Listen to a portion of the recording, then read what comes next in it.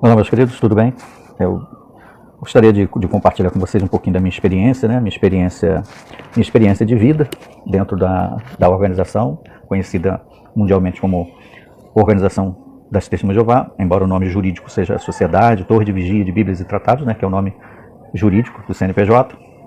Então, eu gostaria de contar como foi a minha trajetória, né? De quase 30 anos dentro dessa organização, conhecida como religião por alguns, né? E outros como uma seita. Então, eu comecei a me associar diretamente com essa organização nos anos 90, logo no início dos anos 90, embora eu já tivesse já um contato com essa organização já há muitos anos atrás, né? Desde a minha infância, nós tínhamos livros, como o livro Sua Juventude, o Melhor Modo de Usufruí-la, Veio o Homem Existir por Evolução à Criação, que é um precursor de um outro livro que surgiu nos anos 90, né? A Vida com a Sua Origem, Evolução à Criação. Nós tínhamos lá em casa também a Bíblia, a Palavra de Deus ou de Homem. Tínhamos o livro de estudo, que era o livro azul, A Verdade que Conduz à Vida Eterna. Então, com esses livros eu lia, né? Sempre teve o hábito de ler na infância, né?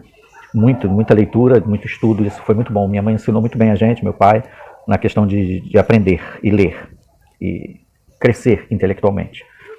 Então, quando foi na minha adolescência, depois do meu pai já ter falecido, eu estava num momento de frustração religiosa, né? Onde eu queria muito acreditar que Deus não existia, porque eu não conseguia conceber o fato de um Deus existir e meu pai ter morrido, né? Aquela confusão mental que vem na nossa adolescência, que a gente não entende, não importa qual a idade, mas às vezes a gente não compreende mais, e como na adolescência a gente está buscando ainda formar uma personalidade, então esse foi um momento em que eu estava muito fragilizado espiritualmente falando. E foi nessa época que nós começamos a ter os primeiros contatos, né, com os irmãos. Eu ainda chamo de irmãos, porque eu os considero irmãos, embora para eles eu seja apenas um cão leproso. Não é por maldade deles, eu sei. Né? Eu quero que fique bem claro, né, que nada do que eu digo a respeito da organização como um todo, da seita, eu estou me referindo aos indivíduos, às pessoas com quem eu convivi pessoalmente. Embora eu possa, vez por outra, destacar um atrito, um envolvimento pessoal meu, não estou falando de outras pessoas com quem eu simplesmente convivi sem ter tido nenhum tipo de atrito ou relacionamento pessoal. Então essas pessoas, assim como eu, são apenas membros de uma religião da qual eles acreditam ser a verdade. Eu respeito isso e não ataco nenhum deles individualmente. Todas as minhas colocações nos vídeos, os depoimentos, quando eu venho aqui trazer vídeos falando da hipocrisia nas publicações, não estou falando dos irmãos, querem dizer que eles são hipócritas. Porque eles, por sua vez, assim como eu também, não escrevemos artigos das revistas, dos livros, nós simplesmente repetimos tudo aquilo que a nossa liderança transmitia para nós e nós acreditávamos, né? Eles acreditam ainda, né, que tudo que eles escrevem é vindo do próprio Jeová. É assim que eu via. E por isso eu ensinava também. Ensinei muitas coisas erradas, né? Muitas coisas que foram modificadas com o tempo, por causa das chamadas novas luzes. Então, nos anos, por volta de 92, mais ou menos, eu comecei a ter um estudo bíblico domiciliar. Eu demorei um pouco para começar a sair no serviço de pregação, no campo. Foi 91 que eu comecei a estudar, mais ou menos. Eu estava com cerca de 16 anos de idade. E eu relutava muito porque eu era muito tímido na questão de subir na tribuna. Tinha que matricular na escola do Ministério Teocrático para poder fazer as partes, né, de estudante. E eu tinha muita timidez de falar com as pessoas, né? Geralmente eu ficava calado, ia para o salão do reino calado. Quando as instrutoras iam lá do estudo das minhas irmãs, eu me escondia para não ter que falar com ninguém, porque eu sempre tive um perfil tímido, né? Ainda sou, graças a Deus, e nesse ponto eu agradeço muito o treinamento que a organização me deu. Nesse ponto a organização é excelente em nos treinar para falar em público. Então, grande parte do que eu aprendi na questão de falar com pessoas, de falar perante uma assistência, de saber argumentar e falar alguma coisa de um modo razoável, eu agradeço ao treinamento que eu tive na organização e ainda continuo tendo, porque eu ainda tiro proveito das publicações que eu leio, filtro, continuo lendo. Não é porque eu saí da organização que eu não leio as matérias, né? Tem muitas matérias boas, muitos livros bons. Um livro que eu gosto muito, que é o livro Benefício da Escola do Ministério Teocrático, que ensina oratória. Eu ainda tiro proveito, ainda estudo esse livro. O livro O Homem em Busca de Deus, estou com ele aqui, esse livro é excelente. Eu gosto muito desse livro aqui. Embora em alguns pontos, né, ele critique as religiões, eu tiro proveito das partes onde ele fala das culturas, das religiões, né, pelo menos das 10 consideradas 10 principais religiões no mundo, né. Então eu gosto muito desse livro, A Vida com a Sua Origem. Um livro fala muito sobre ciência, sobre evolução e criação. Existe um Criador que se importa com você. Um livro também que tem partes científicas que eu gosto, tiro proveito e recomendo. Então, eu não demonizo aquilo que a organização ensina de uma forma generalizada. Existem pontos, setores que eu atinjo, que eu capto e presto atenção, e desses eu chamo atenção. Então, existe essa flexibilidade, essa imparcialidade. Da minha parte, eu tento fazer isso, né? Então, por volta de 93, né, depois de uns 2 anos de estudo, eu me matriculei na Escola do Ministério Teocrático, fiz minhas primeiras partes de estudante, não batizado, comecei a sair no serviço de pregação em junho de 93. E me estava empolgado, né? Os irmãos elogiavam minhas partes, minha leitura da Bíblia, e aquilo tudo vai mexendo com a gente, né? E aí eu queria fazer progresso, queria me batizar já, mas não podia, estava muito novo. Então eu me batizei em 94, em 1994, com 19 anos de idade. Aliás, eu ia fazer 19, né? Ia fazer 19 anos de idade, tinha 18. E aí eu me batizei em 94, em seguida comecei a servir como indicador, como leitor de A Sentinela, né, o leitor do estudo de livro, foi colocado como ajudante do instrutor, do dirigente do estudo de livro, o que me levou também a substituir quando ele faltava, o que me ajudou a treinar, né, a habilidade de ensinar, de interagir com uma assistência, de ensinar coisas da Bíblia, né, o que exigia de mim sempre uma boa preparação, com antecedência, para saber como conduzir, embora eu fosse muito jovem.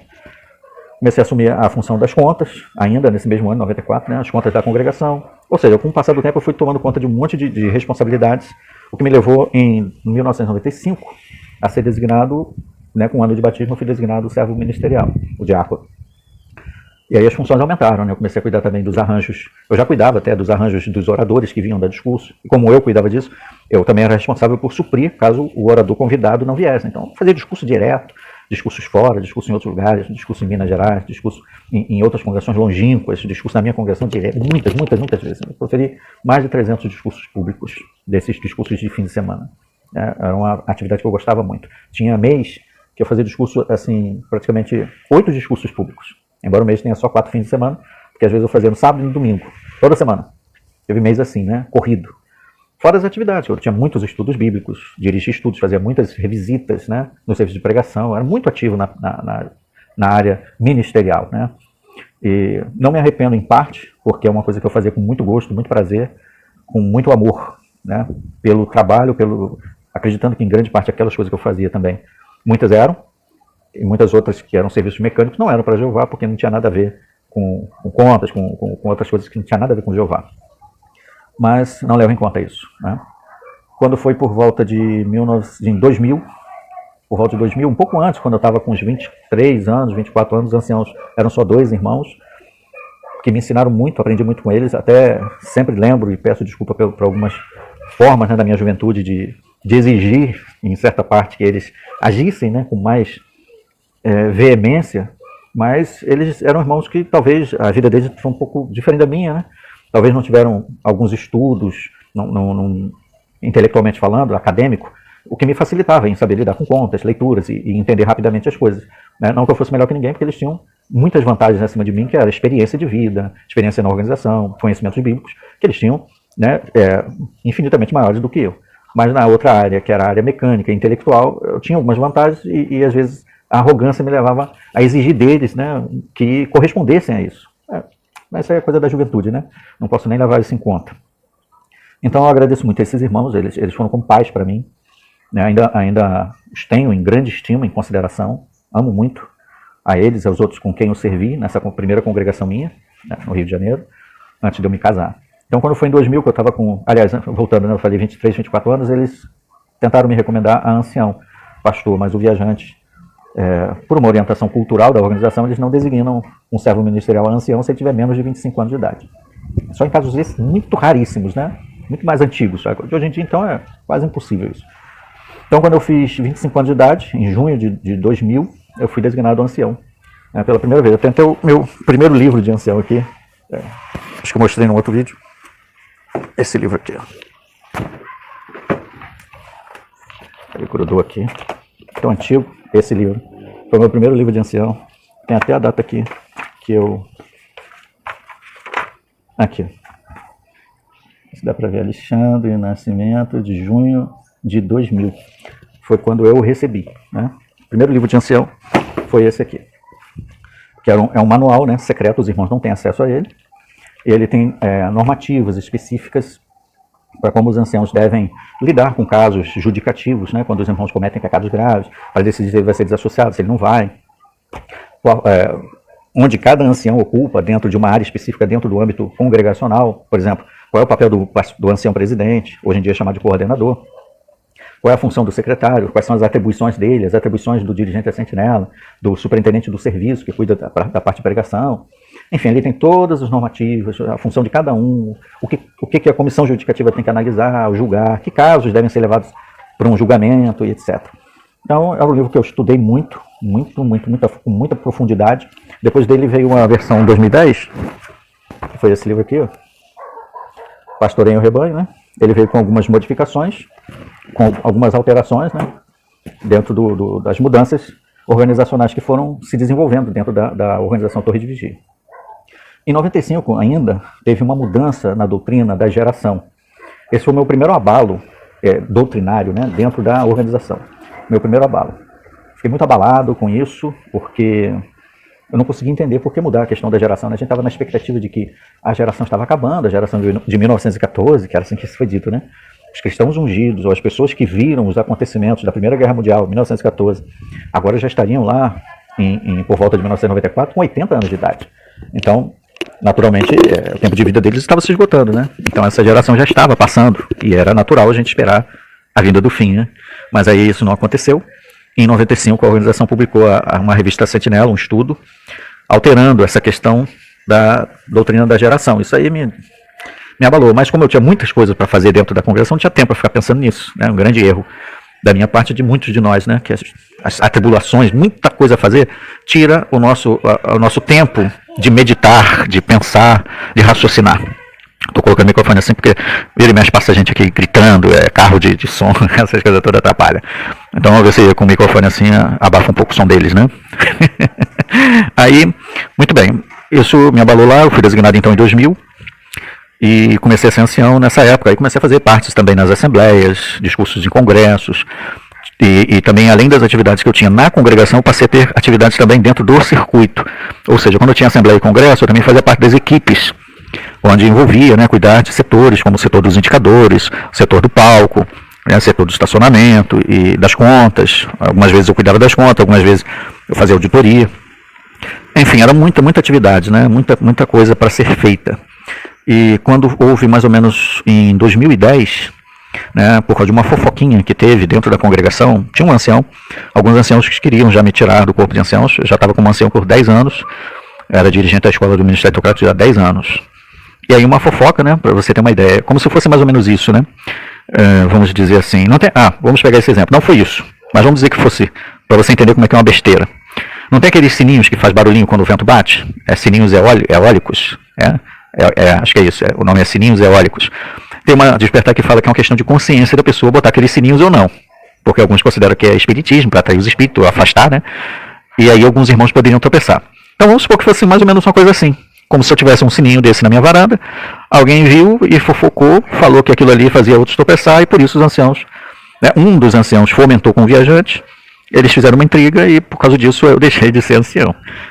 Depois de 10 anos servindo na função de ancião, foi em 2010, então já tinha 16 anos já na organização de serviço leal prestado, né, e fui tratado desse jeito aí. Isso magoou, claro, eu sou uma pessoa que tem sentimentos, é óbvio que eu fiquei muito magoado, muito abalado com isso, mas existe um orgulho, né, eu acho que esse orgulho foi bom para mim, foi um orgulho benéfico.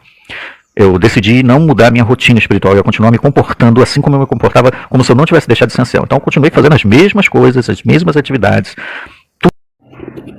Então eu continuei a minha rotina, né, espiritual, ainda com mais afinco, né, com mais propriedade, né, estudando. Tinha oportunidade de ver de fora, né, do corpo de anciãos, como assim, as minhas falhas. Eu vi o quanto eu falhava, né, sendo ancião, que podia ter sido melhor, dado mais atenção aos irmãos, uma vez que agora eu estava ali no meio da assistência, né, então eu percebi como é que eu havia falhado, né, mergulhado em tanta atividade, a gente acaba se tornando muito mecânico, né, muito robótico, e isso me ajudou a ver que eu poderia ser um pastor melhor. Então comecei a me preparar para retornar, porque existe uma instrução que quando um ancião ou um servo ministerial deixa de sair da função sem ser por meio de uma comissão judicativa, ele pode voltar direto, né? Eu poderia ter voltado a ser ancião direto, depois de um ano, porque eu não cometi nenhuma moralidade, não cometi nenhum pecado que pudesse ser passivo de uma comissão judicativa. Foi só uma besteira que aconteceu, né? Uma fofoca maldosa que alguém fez. Mais ou menos dentro desse nível que eu contei, dos sininhos, né, como exemplo. Mas eu voltei firme. Aí quando chegou um ano assim, Os anciãos fugiam, né? Eu sentia que eles fugiam. Até entendi isso. Porque eles não sabiam o que dizer caso eu perguntasse assim, vem cá, irmão, quando é que eu volto a ser ancião? Eles não sabiam o que dizer. Eles foram coagidos pelo viajante a ter que aceitar. Né? Tanto é que tinha ancião que falava para mim assim, olha, para mim você continua sendo ancião. Eu até perguntava, né, irmão, se eu continuo sendo ancião, então eu já posso fazer discurso lá? Não, não posso, então é porque eu não sou ancião, irmão. Se eu fosse ancião ainda, para você e para os outros, eu estaria lá, entendeu? Como não estou, é porque, infelizmente, existe uma política que a gente sabe disso, né? A gente não é criancinha. Nisso, passou 1 ano e pouco, eu procurei os anciãos, o coordenador, pedi para conversar com os irmãos para saber o que está acontecendo, né? Porque ninguém me disse por qual motivo exatamente eu deixei de ser ancião. Só disse assim, estamos recomendando o seu cancelamento. Eu não quis perguntar porque eu sabia que tinha uma intriga, mas ninguém me disse, entendeu? Aí, quando veio 3 anciãos conversar comigo, eu falei, eu quero saber por quê. Será que um dia eu vou poder voltar a ser ancião? Estou numa expectativa de uma coisa que nunca vai acontecer. Mas nesse período aí eu já estava pesquisando sobre a organização já há alguns anos. Já tinha muitas doutrinas que não desciam pela minha goela, como a da geração que eu citei, bem como muitas outras, como a questão do corpo governante, do escravo fiel discreto, que é assim que eles ensinam, né? Que o corpo governante é o escravo fiel discreto. Essa foi uma mudança que aconteceu em 2013, que eu já vou falar dela. Quando foi Então eu conversei assim com os anciãos, passou mais um tempo, veio um outro viajante, diferente daquele que me tirou. Esse outro viajante foi e junto com eles me recomendaram a servo ministerial. Voltei a ser servo ministerial. Podia ter sido ancião direto, mas tudo bem, não tem problema. Voltei a trabalhar ativo, dar discurso, fazer tudo. Só 5 meses depois, a outra visita, eu fui designado ancião de novo. Aí eu voltei com todas as atividades que eu tinha, né? Com tudo que eu tinha, né? Nesse período aí, em 2010, quando eu saí, eu tinha deixado de servir na Coli. Eu servi de 2006, mais ou menos, 2007, até por volta de 2010, 2009. Por uns 3 anos e pouco, eu fui membro da comissão de ligação com os hospitais, né? Tive a oportunidade de visitar alguns irmãos em hospitais, fazer pastoreio para eles. Eu cuidava do grupo de visitas a pacientes, organizava lá com os anciãos quem ia visitar, em quais datas, né? Tentava entrar em contato com o pessoal, irmãos que trabalhavam em hospitais, visitei equipes médicas para falar sobre a questão do sangue e fui lá confortar famílias, né? Era uma correria danada, além das outras atividades que eu tinha dentro da congregação. Aí, de 2010 eu fui tirado do corpo de anciãos, mais ou menos em 2012 eu voltei a ser servo ministerial, por volta do finalzinho, 2012, 2013, aí eu voltei a ser, depois de 5 meses, voltei a ser ancião. E aí voltei e fui recuperando todas as coisas que eu cuidava antes, eu voltei a cuidar de novo. Dirigi a Sentinela, voltei a ser secretário outra vez, voltei a cuidar de departamentos nas congressos e assembleias, voltei a fazer discursos em congressos e assembleias, e a fazer um monte de outras coisas, né, dentro do âmbito organizacional. Tinha muita atividade, e como tinha muita experiência, né, então era muito usado pelos viajantes, pelos irmãos de modo geral. E quando foi por volta de 2014, eu comecei a escrever, a fazer pesquisas ainda mais profundas dos ensinamentos, como a questão da celebração da morte de Jesus, o fato de Judas estava ou não lá na celebração, que a organização insiste em dizer que não, dizendo que Lucas não escreveu, né, de uma forma ordenada o que ele escreveu. Aquilo ali mexeu muito comigo. Eu comecei a escrever para a sede do Brasil, minhas cartas, eu tenho as cartas, depois talvez eu traga vídeos falando dessas cartas, e eu comecei a escrever questionando essas coisas, né, até que em uma dessas cartas eles disseram assim, olha, irmão, teve uma foi sobre Judas, se eu não me engano, que eu escrevi 3 cartas. Teve 3 respostas. Na última eles disseram, o que nós devemos fazer quando não entendemos o que o escravo está dizendo?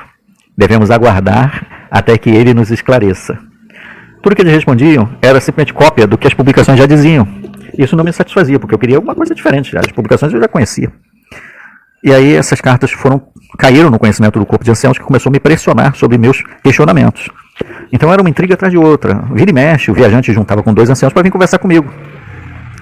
O viajante chegou a dizer para mim, na presença de 2 anciãos, assim, olha, Alexandre, se você quiser pesquisar, você até pode. Ele me autorizou a pesquisar, né? O viajante me deu autorização para pesquisar. Se você quiser pesquisar, você até pode. Ele deixa. Você até pode, mas não comente com ninguém suas pesquisas. Porque se você quiser falar na sua casa, você até pode falar. É um absurdo isso, né? É incrível. Mas eu me submeti a isso, né? Família, em primeiro lugar, né? Aí eu aceitei essa humilhação. E aí ele disse, porque se você continuar conversando com as pessoas sobre suas pesquisas, nós vamos reavaliar você e você vai deixar de ser ancião de novo. E se você continuar falando com as pessoas ainda sobre isso, nós vamos te trazer para uma comissão judicativa e você pode até ser desassociado. Uma ameaça. Muito bem. Passou um tempo, veio 2013, a mudança da doutrina do corpo governante, né? Antigamente o escravo fiel discreto eram 144 mil todos. O corpo governante só era um grupo que representava os 144 mil. Aí em 2013 mudou. O corpo governante passou a ser o escravo fiel discreto. Não vai ser fácil você entender se você está ouvindo isso pela primeira vez. Mas foi assim. Agora o escravo fiel discreto é apenas o corpo governante. E os outros dos 144 mil são só 144 mil, mais nada. Em 2015 veio a Bíblia nova, a Bíblia cinza. Quando eu recebi essa Bíblia, a primeira coisa que eu fiz foi lá em João 1:1 e vi que eles tinham removido o colchete, né, onde estava Jesus, dizia assim, a palavra era um Deus. Antigamente era dentro do colchete, porque era uma inserção para ajudar a entender a frase. E lá no final da Bíblia dizia, né, na nota, que aquilo ali não fazia parte do texto original, era só para ajudar a entender o que o autor talvez quisesse dizer. Mas agora eles tiraram o colchete e o 1 continua lá. Ou seja, eles acrescentaram 1 no texto, como se fosse desde o original. Eu olhei aquilo, achei um absurdo, vi outras coisas mais que eu já estava analisando, e aí eu pensei alto, né? Um dos anciãos que eu oferecendo essa Bíblia aqui tinha que ser jogada no lixo. O ancião ouviu aquilo e me marcou. Ficou me marcando junto com os outros anciãos, e aí 2 anciãos foram designados pelo viajante para ficar me monitorando. Eles admitiram isso para mim. Os outros anciãos, se eles tiverem a audácia de vir aqui no meu canal, visivelmente, porque eles vêm escondidos, né, no meu canal, mas se eles tiverem a audácia de vir aqui visivelmente e colocar aí nos comentários dizendo que eu estou mentindo, eu duvido que eles tenham essa coragem de mostrar a cara, porque eles vêm aqui, eu sei que eles vêm ver. Eles já falaram para mim, já daqui a pouco eu vou contar o que eles fizeram. Aí eles começaram a me monitorar. Ok. Vez por outra eu era chamado, né, para conversar com os anciãos, para dar explicações. Uma dessas explicações foi uma ridícula explicação. O viajante designou 2 anciãos para conversar comigo, para saber por que eu estava usando a Bíblia antiga, de capa preta, e não a Bíblia de capa cinza, que eu tinha chamado de Bíblia ruim, né? E que eu tinha questionado as despesas das assembleias. Eu estava lá, na assembleia, eu fiz a auditoria da assembleia, inclusive. O superintendente da assembleia anunciou um valor e anunciou um outro valor que não entrou na contabilidade, que chamava-se conta do circuito. Aí eu questionei isso dele, na frente dos anciãos, de todos. Perguntei, irmão, para que serve essa conta do circuito? Esse dinheiro fica ali quietinho, não mexe nele. Eu falei, mas por quê? Para que serve? Por que ele não entrou na conta da despesa de 15 mil reais num dia de assembleia? O que se gasta? 17 mil reais num dia de assembleia. O salário da assembleia é nosso. Nosso não, é da organização. Por que se gasta 17 mil reais num só dia de assembleia? Explique. Aí, isso foi a pior coisa, né? Porque, olha o que eles fazem, a barulheira. Parece até que eles sabem que eu estou gravando. Aí, eu fiquei mal visto, né? Pelos anciãos, começaram a ver que olhar comigo com certa desconfiança. E eu não aceitei conversar com 2 anciãos, eu quis conversar com o corpo de ancião inteiro. Aí conversei, aquilo foi uma briga danada. Uma palhaçada, né, vamos dizer assim, porque eles começaram a me monitorar ainda mais. Aí eu disse que não queria mais dirigir o estúdio da Sentinela, porque eles queriam que eu fosse como se fosse um robô. Eu não queria ficar só repetindo o que estava escrito na revista, eu queria ajudar o pessoal a raciocinar os textos bíblicos. Se fosse para ficar só repetindo o que está ali, bota um slide, não precisa estar eu lá dirigindo. Aí entreguei e falei, não quero dirigir mais não, também não quis fazer mais nada, fiquei só como ancião. O que para eles também foi um horror, né? Porque como é que eles vão me monitorar? Mas de vez em quando eu dava discurso público. Aí o que alguns anciãos faziam? Eles iam lá para trás e ficavam prestando atenção. Eu via que alguns talvez até estavam anotando alguma coisa ou gravando no celular. Talvez para mostrar para o viajante depois o que é que eu estava falando, né? Mas foi assim. Quando chegou por volta de 2019, três desses anciãos tinham um grupo de WhatsApp. E tinha mais um servo ministerial e mais uns 2 ou 3 irmãos. Aí eu fui convidado para esse grupo, eu entrei, eu e mais um outro ancião, e aí ficaram 5 anciãos. E eu, como eu entrei, depois eu fiquei vendo o que eles estavam conversando, eles falavam sobre a doutrina da desassociação e etc e tal, e aí eu acabei embarcando, né? Comecei a fazer perguntas de raciocínio, tipo, onde na Bíblia diz que os 24 anciãos do livro de Apocalipse são 144 mil? Qual é o texto da Bíblia que diz que só 144 mil pode comer dos emblemas? Que texto na Bíblia diz que os irmãos têm que passar os emblemas de mão em mão e não participar? Perguntas assim começou a fazer eles ficarem nervosos, né? Resultado? Copiaram toda a conversa do WhatsApp, mandaram para o viajante. Aí depois do nosso congresso, o amor nunca acaba. O amor nunca acaba. Depois desse congresso, o viajante reuniu com o corpo de ancião inteiro, porque eles tinham passado toda a cópia da conversa, né, do WhatsApp. Peraí, não é possível. A moto de novo. Tá rondando aqui, né? Já percebeu que eu tô gravando. Aí, ó. Que maravilha. Pode fazer mais barulho, não tem problema não. Aí, resultado. O viajante disse que tinha que reavaliar, eu e o outro ancião, que era meu companheiro, né? Parceiro meu, que eles achavam que ele tinha que deixar de ser ancião também, porque ele andava junto comigo, era meu amigo de longa data, mais de 30 anos. E aí uma forma de me atingir também era atingir ele. Né? Se eu não vou ser ancião, ele também não vai ser. E aí o que eles fizeram? Os outros anciãos que estavam no grupo continuaram sendo anciãos. Mas nós dois deixamos de ser porque a gente estava no grupo. Nós deixamos de ser porque estava no grupo de debate de WhatsApp. Agora os outros anciãos que estavam também no mesmo grupo continuaram sendo anciãos. É claro que isso não foi perseguição, né? Eu que sou inocente. É claro que isso não foi uma armação, né? Eu que sou inocente. Não é verdade? Muito bem. Continuei as atividades normais, como se nada tivesse acontecido. Para mim foi um alívio até, né? Porque eu não queria entregar o privilégio de ancião, da qual já tinha a intenção, mas eu não queria dar esse gostinho para eles, que eles queriam que eu entregasse. Eles ficavam apertando o tempo todo com palhaçada de Bíblia antiga, ficam perguntando às assembleias, por que você deu sugestão disso, daquilo, por que você naquele discurso falou isso e aquilo. Eu falo, não gosto mais disso, rapaz, isso aqui tá virando um inferno na minha vida. Mas eu não vou dar esse gostinho para eles, eles só vão me tirar se eles fizerem covardia. E foi o que eles fizeram, né? Fizeram essa covardiazinha aí eu deixei de ser ancião. Quando entrou a pandemia em 2000, a gente começou a fazer a pregação por telefone. Aí eu pensei, vou reativar meu grupo, meu canal do YouTube, né, que está lá desativado há anos. Voltei a fazer vídeos tocando violão, né, fazer uns videozinhos de música. Aí comecei a fazer vídeos também ensinando a Bíblia. E aí comecei a fazer uns vídeos mais quentes nesse sentido, né, como o vídeo que eu falava sobre cuidado com a voz de estranhos, que nós não devemos ficar dando atenção, ouvidos ao que instrutores dizem, sem conferir com o que a Bíblia diz. Nós só temos que seguir a voz de Cristo, qualquer outro é a voz de estranho. E aí eles prestaram atenção nisso, que eles viam meus vídeos. Eles dizem que não, mas eles veem. E aí eles pegaram 8 trechos de vídeos meus e mandaram para a sede uma carta. E aí eu fiquei sabendo dessa carta, que essa carta era sigilosa. Essa carta aí era sigilosa, mas ela vazou. Um ancião fofoqueiro... Sempre tem, não é pouco, são muitos. Eles contam para a esposa as coisas, né? Eles contam para outros irmãos de confiança. E aí essa carta foi parar lá, ó, por exemplo, eu moro aqui em Queimados. Essa carta foi parar lá em Nova Iguaçu. E aí um irmão de lá, né, foi, me chamou e falou, olha, escreveram uma carta aí que estão querendo te desassociar por causa dos seus vídeos. Aí o quê? Que isso? Aí passou um tempinho, 2 anciãos me ligaram dizendo que queria conversar comigo sobre meus vídeos. Eu já sabia da carta, né, já sabia da intenção deles, eu disse que eu ia com 2 testemunhas conversar com eles. Aí eles não quiseram, foi aquele bololô. Por fim, eles disseram que ia ser só uma conversa amigável, eu fiquei insistindo em levar 2 testemunhas, aí eles falaram, então faz o seguinte, vai ser uma comissão judicativa então. Eu falei, qual é? Era uma conversa amigável, agora vai ser uma comissão judicativa? Qual é a acusação? Você está ensinando coisas diferentes da organização, está causando divisões na congregação. Aí eu fui na comissão, não ia não. Né? Minha esposa quis ir, falei, tá bom, mas você vai também. Aí fomos.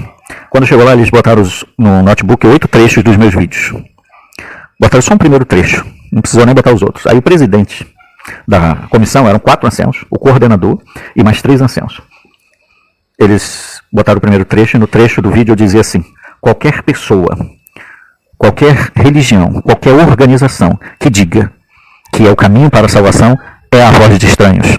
Apenas Jesus é o caminho para a salvação, como ele mesmo diz em João 14:6.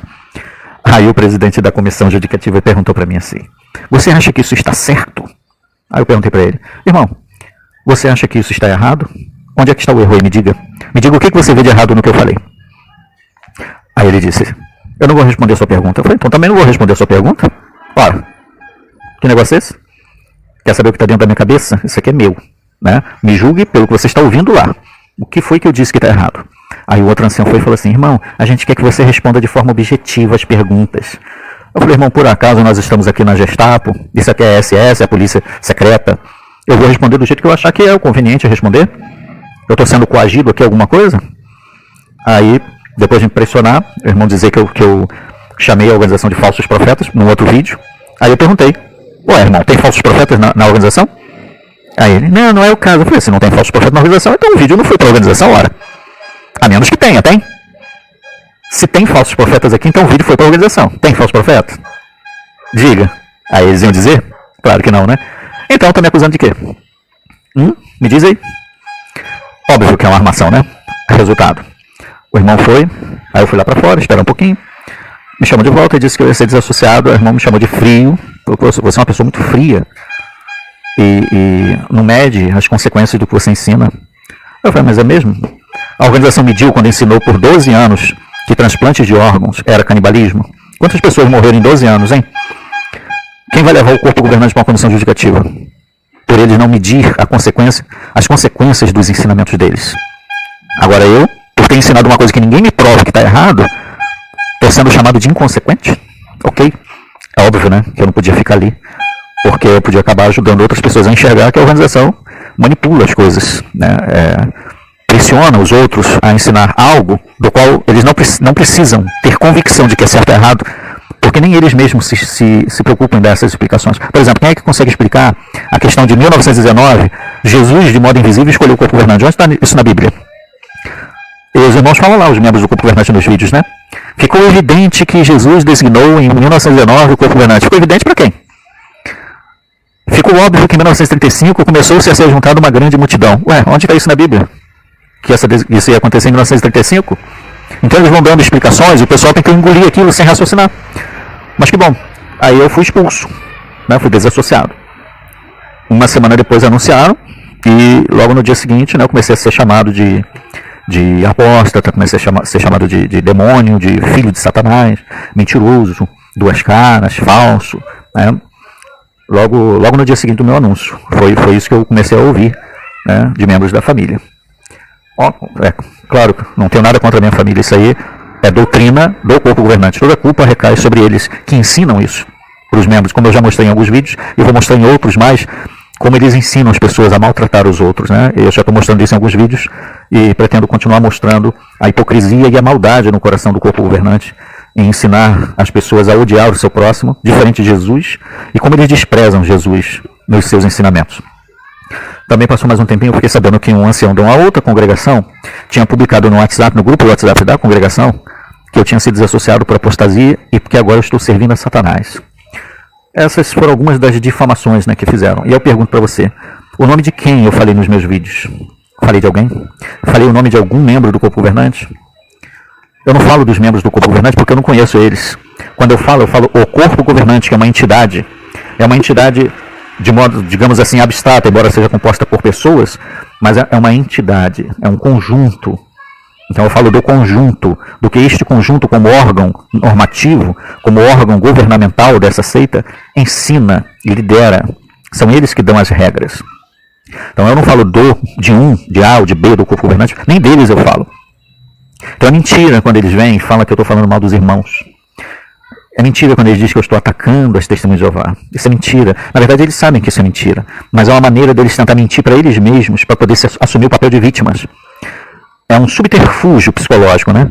Eles dizem assim, está atacando, está me atacando. Ele tenta se convencer de que o que eu estou falando aqui é um ataque para ele, para que ele possa se sentir magoado e ofendido, e também revidar o ataque. Vindo aqui falando um monte de impropérios, como alguns vêm aqui às vezes falam, não de cara limpa, igual eu estou aqui, mas eles usam perfis falsos, né? Para vir aqui falar, atacar os irmãos, né, xingar, como já vi xingamentos aí. Alguns eu deixei, não sei se eles já pagaram, mas eu deixo para os outros verem como é que eles agem.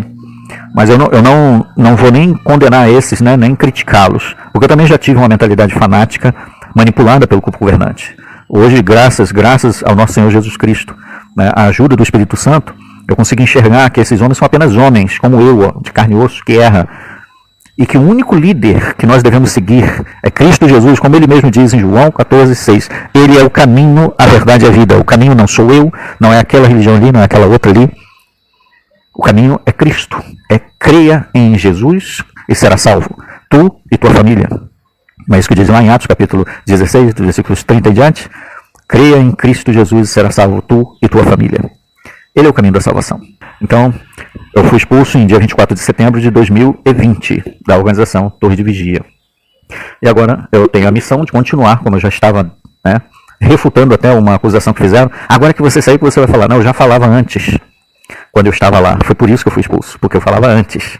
Então, eu estava lá, eu via, eu enxergava, eu vivia e falava. Por isso eu fui tão perseguido. Só que não era tão fácil assim me remover do corpo de anciãos. Tentaram muitas vezes. Muitas. Não foram poucas vezes que eles tentaram me tirar de ser ancião, não. Eles tiveram que ficar inventando historinhas para me tirar. Quando conseguiram em 2019. E aí levou mais ou menos um ano para conseguir, por fim, me expulsar. Então, essa conversa fiada de que eu só comecei a falar depois que saí, é lorota, para também tentar dar um gatilho para a mente, para não aceitar aquilo que eu estou falando. É um subterfúgio que os irmãos, né, eu tenho pena até, eles que são vítimas do engano, como eu fui, usam para tentar lacrar a mente, para não ouvir aquilo que nós, que temos a experiência de vida, estamos falando, tá bom? Outros detalhes, né, se você quiser saber mais a respeito desse depoimento que eu estou fazendo aqui a respeito de mim, meu nome, né, eu não falei meu nome, Alexandre Moraes do Nascimento, meu nome, fui testemunho de Jeová por quase 30 anos, 28 anos, servi como ancião, de modo assim, contando de modo geral, por cerca de 18 anos, antes havia servido por 5 anos como servo ministerial, dos meus 20 aos 25 anos de idade, dos 25 até os meus quase, vamos lá, dos 25 até os meus 44, 45 anos, eu servi como ancião na organização, ok? Foi um privilégio poder compartilhar com vocês brevemente essa história, né? Espero que não tenha ficado muito longo, mas aguarde os próximos vídeos e a gente compartilha outras ideias. Até lá!